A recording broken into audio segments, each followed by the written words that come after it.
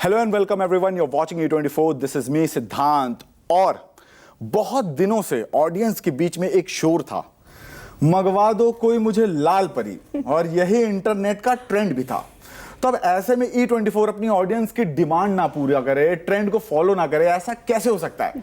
तो बस आज मेरे साथ इस स्टूडियो में मौजूद हैं बॉलीवुड की लाल परी सौंदर्य शर्मा। बहुत बहुत स्वागत है आपका E24 पे। Thank you so much. I am so thrilled with your introduction. क्या कमाल का इंट्रोडक्शन दिया आपने।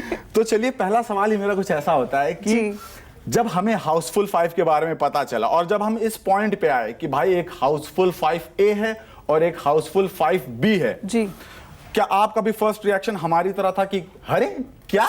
एग्जैक्टली हमारी पूरी कास्ट का यही रिएक्शन था। हम लोगों को नहीं पता था कि ऐसे ऐसे दो एंडिंग्स और क्लाइमेक्स होने वाले हैं। तो स्टार्टिंग में जब आपको स्क्रिप्ट मिली तब आप लोग मतलब स्टार कास्ट में किसी को नहीं पता था कि नहीं, किसी को नहीं पता था। एंड मोस्टली हम लोग वहाँ पर जब पहुँचते थे सेट पर तो चीज़ें इतनी फन रिलेटेड होती थी कि आधा टाइम हम लोग स्क्रिप्ट देख ही नहीं पाते थे। तो डायरेक्टर सर जो आके बोलते थे हम लोग वो करते थे। एंड मैं एक और चीज ऐड ऑन करना चाहता हूँ इसमें, क्योंकि मैंने हाउसफुल 5 तो चलो मैंने पहले देख ली थी, लेकिन कल मैं एक बार फैमिली के साथ पहले मतलब अब भी देखी। हाँ, मतलब हम तो हमारा रिलीज के टाइम पे अंडरस्टूड। बट मैं कल फैमिली के साथ गया अपनी सिस्टर के साथ, तो मैंने एक नई चीज अनलॉक की और वो था कि अगर किसी ने 5A या 5B अपनी फैमिली के साथ देख लिया और छुप छुप के एंजॉय किया है तो ऐसा कुछ नहीं, it's a family entertainer. It is a family entertainer, लेकिन वो हाउसफुल 5B को अपनी गर्लफ्रेंड अपने फ्रेंड्स के साथ भी एंजॉय कर सकता है। तो इट इज लाइक कि वो फिल्म को 2 बार देख सकता है, 2 अलग मजेदार तरीके से। सो ये एक बहुत अच्छी चीज थी कहीं ना कहीं। आपको क्या लगता है कि ये ऑडियंस इस 2 क्लाइमैक्स को किस तरह से अब तक ले रही है? 2 बार जाके फिल्म देखकर उनको 2 बार तो देखना चाहिए ना। इतनी फन एलिमेंट्स हैं फिल्म के अंदर, आपको एक बारी की जो लालसा है ना वो दूसरी बार ले जाएगी खींच के।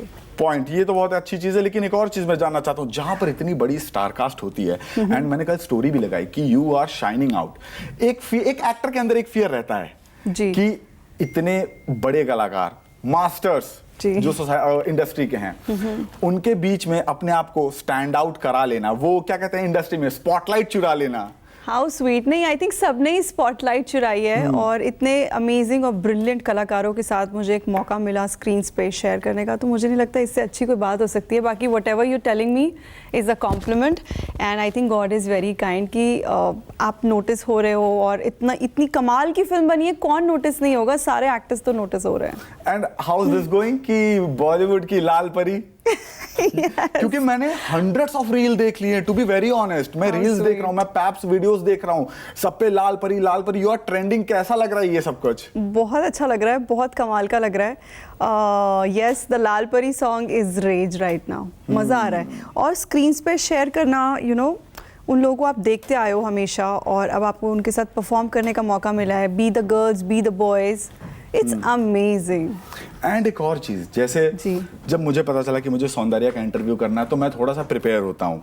काफी चीजें पता होती है, लेकिन काफी चीजें इंटरनेट पे जाते हैं, हम थोड़ा सा चेकआउट करते हैं कि भाई गेस्ट का मूड कैसा होता है, किस तरह से हमें वो कॉन्वर्सेशन को फ्लो में लेके जाना है। जब आपको पता है कि अक्षय कुमार, रितेश देशमुख जैसे प्रैंकस्टर्स मौजूद होने वाले हैं सेट पे, तो एक होता होगा कि यार चलो कहीं ना कहीं मेरी खिंचाई तो होने वाली, कहीं ना कहीं मेरी क्लास लगने वाली, कहीं ना कहीं मेरे साथ प्रैंक्स तो होने वाले। आपके साथ क्या क्या प्रैंक हुआ? बहुत प्रैंक हुए हैं, बहुत मस्ती खो रहे हैं, सब जितने लोग हैं बहुत ही गूफी हैं और वो आई थिंक वो मतलब रूह है उस फिल्म की, उस सेट की, बिकॉज इतना ज़्यादा फन एलिमेंट था। आपको लगा ही नहीं, मुझे 1 मिनट के लिए नहीं लगा कि मैं फिल्म का मतलब एक ऐसे proper that strict environment of such senior actors, we were on a picnic और मुझे इतना ज़्यादा वार्म और कंफर्टेबल फील कराया गया by my producers, by my makers, by my director, by my co-actors that I am already a star amongst like one of them. तो ये कितनी कमाल की चीज़ है। तो वो इतना फन एलिमेंट एडेड था, वो मतलब मैं बयान नहीं कर सकती हर चीज़ को। हाँ, वो एक महसूस करने वाली चीज़ होती है, यू नो, कि एक तो आप स्टार स्ट्रक हो और फिर आप एक ऐसी जगह पहुंच जाते हो कि वो प्लेटफॉर्म है, वो स्क्रीन स्पेस है, सबके साथ आप शेयर कर रहे हो, तो ऑफ कोर्स आप इतना मेस्मराइज्ड हो कि आप ज़्यादा बात ही नहीं कर पाते हो। वहाँ पर फील होता है ऐसे जब आप स्टारस्ट्रक होते हो और आपको उसी एक्टर के साथ सीन करना है एंड कहीं ना कहीं एक वो स्टारस्ट्रक वाले मूवमेंट को हटाना पड़ता है। जैसे कभी कभी मेरे साथ भी होता है, कई जगह फैन बॉय मूवमेंट होता है, बट उसको साइड करके मुझे अपने जर्नलिस्ट को बाहर निकालना होता है ना, होता है ना, so you know the feeling. I really want to know आपने कैसे इसको मैनेज किया, द परफेक्ट बैलेंस? कुछ नहीं है, so the fact is जब मेरे सामने कैमरा आता है तो मैं सब भूल जाती हूँ. So I hope I get to face more camera, I get to do more work, और काम से ही ज़्यादा काम आता है, आप ज़्यादा बेटर होते हो. बट हाँ, उन लोगों का प्रेजेंस और ऑरा इतना अलग है कि आप अपने आप उस चीज़ में इतना लीन हो जाते हो कि आपको कुछ और समझ नहीं आता है, और जैसे ही कट होता है बैक टू अगेन प्रैंकिंग. और किसको सबसे ज्यादा डीपली ऑब्जर्व किया आपने? सबको क्योंकि सबका इतना एक्सपीरियंस है कि कैसे खड़े होना है, कैसे लाइट लेनी है, कैसे मस्ती करनी है, comic timing, comedy sense, cut होते ही बैक टू दैट एलिमेंट, और फिर सीन में आते ही फिर से आप you know back to that bringing up the magic on the screen.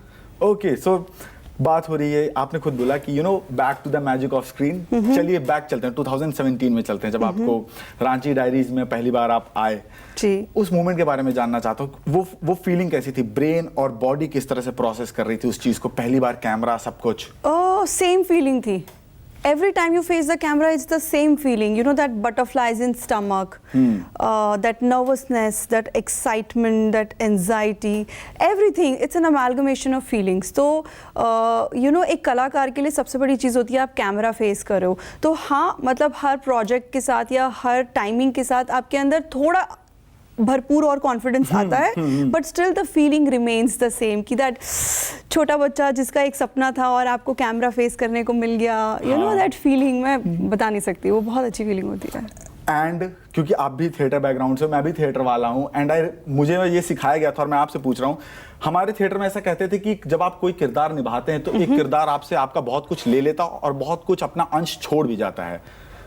हाँ. You agree? Okay, yes. Like I've done workshops at theatre, हाँ. but मैंने थिएटर परफॉर्मेंस वाइज नहीं किया है, क्योंकि मुझे लगता है कि काम करने से ज़्यादा आता है. आप क्राफ्ट पे वर्क कर सकते हो, ये मेरा मानना है, ऑफ कोर्स, बट काम करने से ही आपकी स्किल्स पॉलिश होती हैं. ऑल्सो आई फील कि if you are not an actor, nobody can instil acting in you. या तो आप एक्टर होते हो या नहीं होते हो. हाँ, आप एक्टिंग स्किल्स को पॉलिश कर सकते हो. तो ये सब चीज़ें आपको हमेशा सिखाती हैं. आप जितना जाओगे, जितना अपने ऑडिशंस दोगे, जितना एक्टिंग स्किल्स पे आप वर्क करोगे, आपका क्राफ्ट ही आपका सब कुछ है. तो व्हाई नॉट पॉलिश? जैसे being a medical student, being a dentist, I worked on my skills to be a dentist. I studied hard. तो that makes, and they say ना, प्रैक्टिस मेक्स अ मैन और a woman perfect. So it's the same thing कि करते करते आता है. तो आप हर चीज़ को एक्सपर्टीज ला सकते हो अगर आप उस पर कॉन्स्टेंट वर्क करते हो. और ये मेडिकल स्टूडेंट अचानक से ये टर्न लेके कैसे एक्टिंग, मॉडलिंग इधर कैसे घूम गया? वो हमेशा से एक एक्टिंग का कीड़ा है जो सब में, आप में भी है, इन सब में है, सबके अंदर वो कीड़ा है. हाँ. बस थोड़ा रेबेलियस होना पड़ता है उसके लिए. ओके, तो कैसी ये जर्नी कैसे आई? मतलब कैसे पेरेंट्स को मनाया, खुद सबसे पहले तो खुद को यकीन दिलाना कि मैं एक मेडिकल स्टूडेंट हूँ और मैं ये छोड़कर मैं एक्टिंग जैसे उसमें परस्यू करना चाहती हूँ, बिकॉज बहुत टफ है. टफ मतलब नामुमकिन है यार, पूछो मुझसे. तभी मैं पूछ रहा हूँ. सबसे बड़ा तो चैलेंज है अपने मम्मी पापा को मनाना. जो हम लोगों के पेरेंट्स हैं, हम मिडिल क्लास फैमिली के लोग हैं. तो हमारे यहाँ पे my mother is a teacher, my father worked as a deputy director. So आपके घर में जब एजुकेशन का माहौल होता है, बिल्कुल, तो उनको कुछ एंटरटेनमेंट एक्टिंग समझ नहीं आती है. और क्या फिल्म इंडस्ट्री को लेके 10 चीज़ें हैं, यू नो. I agree. तो उनको ये भी लगता है अच्छा, जो जॉब करने वाला आदमी होता है ना, उसकी मेंटालिटी वो फिक्स जॉब और सैलरी वाली ही होती है. पॉइंट. उन लोगों को लगता है कि फ्यूचर सिक्योर करना है, स्टेबिलिटी चाहिए. और इस इंडस्ट्री में ऐसा नहीं है. या बिजनेस भी हमारे यहाँ तो किसी ने नहीं किया, तो वो भी नहीं एक माइंडसेट है. तो इट वाज वेरी डिफिकल्ट. तो मेरे लिए सबसे बड़ा चैलेंज तो वही था, क्योंकि मैं अपने मम्मी पापा को छोड़ के कहीं रह नहीं सकती हूँ. मेरा वो सपोर्ट सिस्टम है. तो और बहुत इतने दोस्त भी नहीं थे. तो यहाँ से छोड़ के बॉम्बे जाना और फिर लॉस एंजलिस जाना, तो वो अपने आप में एक फाइट है पूरी, एक पहाड़ जैसी जिंदगी सामने. चैलेंजेस तो या, but I think God is very kind. मैं सोचती हूँ, मम्मी भी बोलती है कि भगवान कुछ ना दे बट किस्मत दे. तो अगर किस्मत आपका साथ देती है तो आपका हौसला बरकरार रहता है.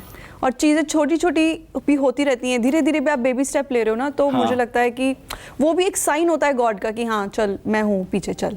A journey of 1,000 miles begin with a small step. Absolutely. Okay और जहाँ एक तरफ मम्मी पापा को एक्टिंग करियर के लिए मनाना इतना टफ है, वहां पे आप बिग बॉस में जाते हैं जो one of the most controversial reality show है. So funny this is. Oh my God. Contrast देख रहे हो आप लाइफ में, जो इंसान जिस चीज से दूर भागता है उसको वो ही मिलती है, ऐसे है. तो मेरा बिग बॉस में जाने का बिल्कुल नहीं था, क्योंकि मैं कभी बिग बॉस लाइफ में देखी नहीं हूँ. Mummy sister actually my mother my sister वो लोग आर्डेंट फैंस हैं, बट पापा का भी ये कहना था कि तुम्हें एक्टिंग करनी है, कुछ तो करो ना, काम शुरू करो.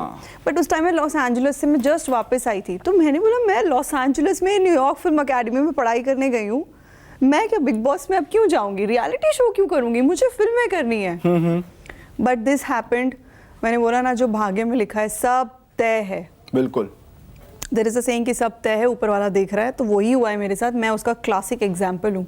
जितना मैं दूर भागी हूँ उतना पीछे पीछे ये सब चीज़ें आई हैं. बट बिग बॉस की बदौलत मैं कहूँगी कि सब लोगों ने मुझे जाना पहचाना, and then finally Housefull came my way because of Bigg boss.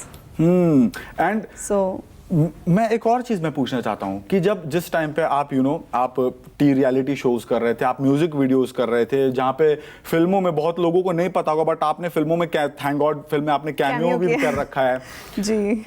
जब इतना सब कुछ लाइफ में चल रहा होता है और आप क्या होता है इंसान के साथ ना कि उसको डेस्टिनेशन तो अपनी पता है, बट सब कुछ ब्लर सा रहता है, उसको पता नहीं होता कि कौन सा पाथ लेकर मुझे वहां तक पहुंचना है.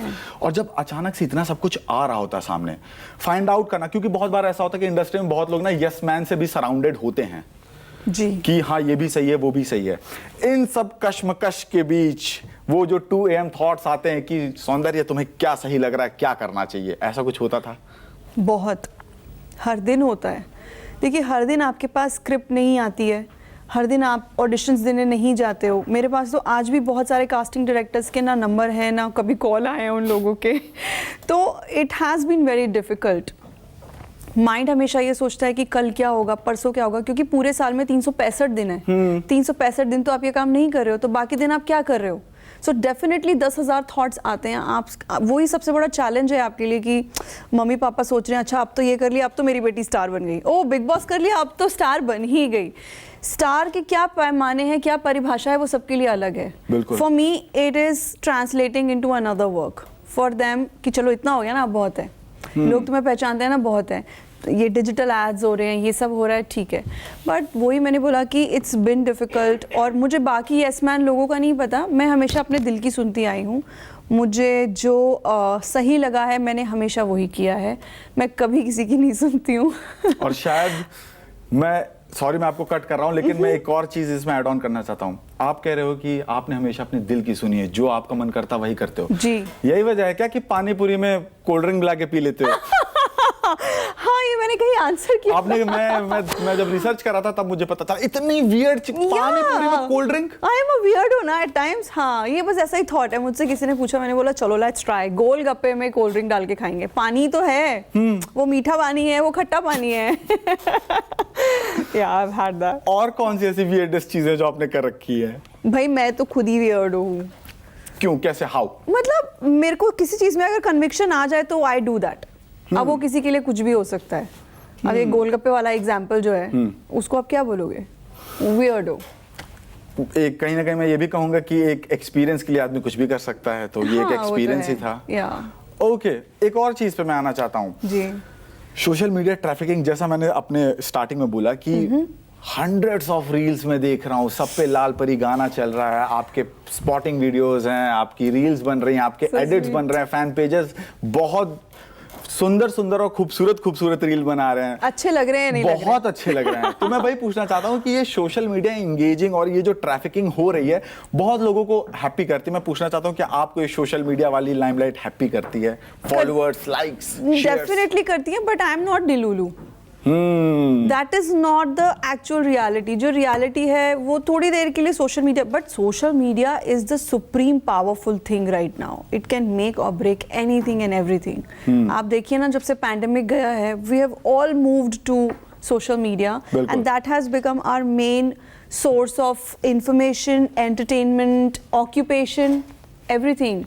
मॉनेटरी भी लोग कितना ज़्यादा मतलब सिर्फ सोशल मीडिया से कितना कमा रहे हैं. सो डेफिनेटली है, it affects you, but it is not everything for me, क्योंकि ground work is going and doing.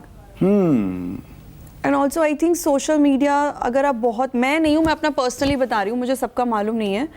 मैंने अपना एक टाइम डिसाइड किया हुआ है कि मुझे इतना टाइम रहना है, इतना कंज्यूम करना है, और इसके बाद I'll be away, because I want to read, I want to work on my craft, I want to talk to myself.